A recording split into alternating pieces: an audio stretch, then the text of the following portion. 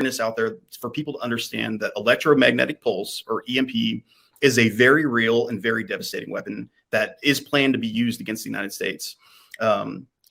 Unfortunately, this is very sad, but a lot of people, they may have seen the terminology electromagnetic pulse or EMP in a movie or in a science fiction book. And although it sounds good in the book, believe maybe they think that it's not real. And I'm here to highlight that this is an incredibly devastating weapon, that there is plans to be using these weapons against America.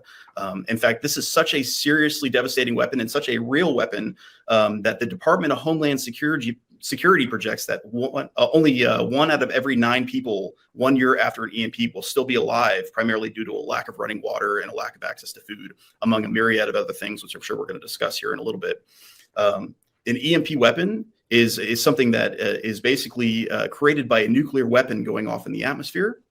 Although there is many other ways to do it, to include ground level methods. But primarily, the most devastating effect would be created by a nuclear weapon going off in the atmosphere.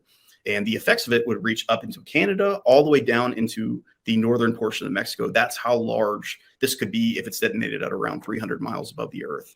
And if it's okay with you, Stan, what I'd kind of like to do is I'll explain generally how an EMP works, if that's okay, so that people understand how it would work. And then I'll kind of explain a little bit about the effects and a little bit about how serious this is and why the government's involved in it. So when you're talking about a high altitude nuclear EMP, which is referred to as HEMP, the way it would work is that one of our adversaries, Russia, China, North Korea, Iran, any one of them would basically detonate a nuclear weapon above the atmosphere. And they say that we believe that the height is around 300 miles to give it that range that I just described. And so it could be done by launching a rocket into space at 300 miles from Russia, from Venezuela.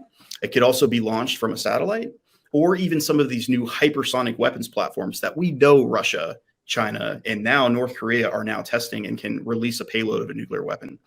And so what happens is when that nuclear weapon goes off in the atmosphere, it actually goes out in all directions. So it's pushing outwards into space. It's also pushing downwards towards the earth. And what's happening is, and there's 3 phases. And during the first 2 phases, the gamma radiation and the matter from that blast are passing through the atmosphere as it's heading downwards towards the earth. And when the gamma radiation first passes through the atmosphere, it kicks off freed electrons. And they're basically going down at roughly the speed of light and inducing into everything at the ground level of the earth. In fact, just a regular nuclear weapon would create around 50,000 volts per square meter, which is a tremendous amount of energy.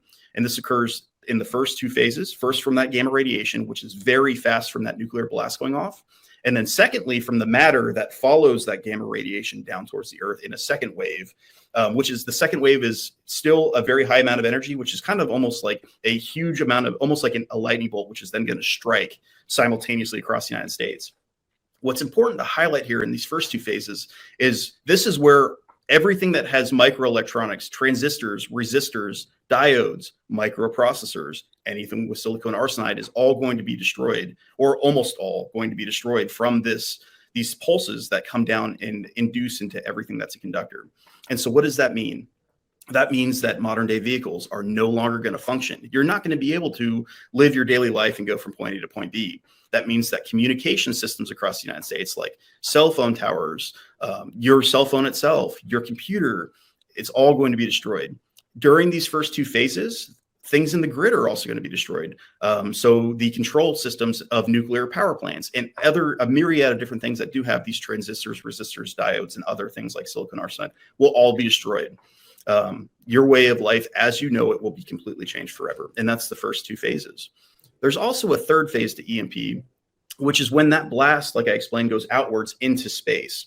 And so around the earth, we have the magnetosphere. And when that blast goes outwards, it actually pushes on the magnetosphere, which causes it to fluctuate because it's trying to get back to that normal shape around the earth. And the magnetosphere is important. Obviously, it protects us from things in space and many other things. But what's happening is as it's fluctuating, it's actually creating a low and slow charge at the ground level of the earth. And this is the third phase of an EMP.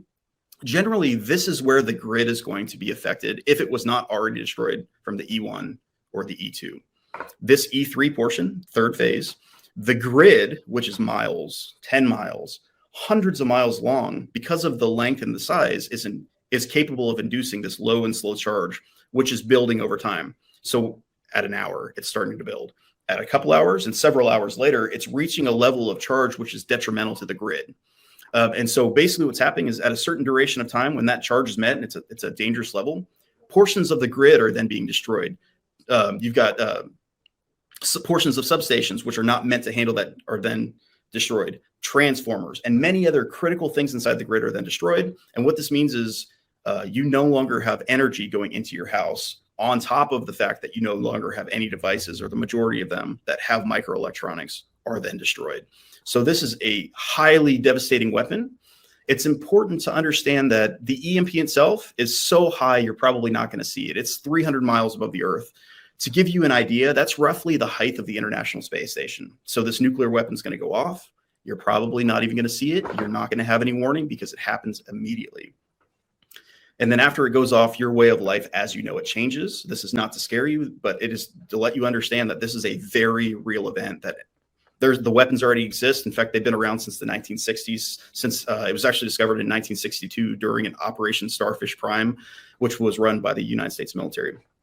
And the other thing to understand about an EMP is the effects of an EMP. So that energy coming down towards the Earth from the EMP is it's not going to physically hurt you in any way. It's going to destroy electronics. So the reality of this is, and this is why our adversaries almost prefer to use these types of weapons, is because they feel their people would feel better about using them also, not only because there's mass chaos and mass devastation, but also because there's no initial loss of life.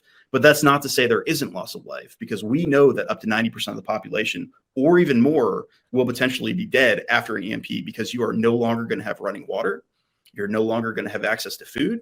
You're no longer going to have the ability to have logistics and things transported from point A to point B, because all of the vehicles on the road are destroyed.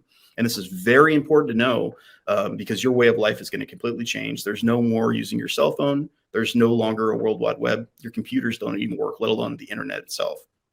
And so, Stan, that's kind of a very general overview of an EMP. And yes, sir.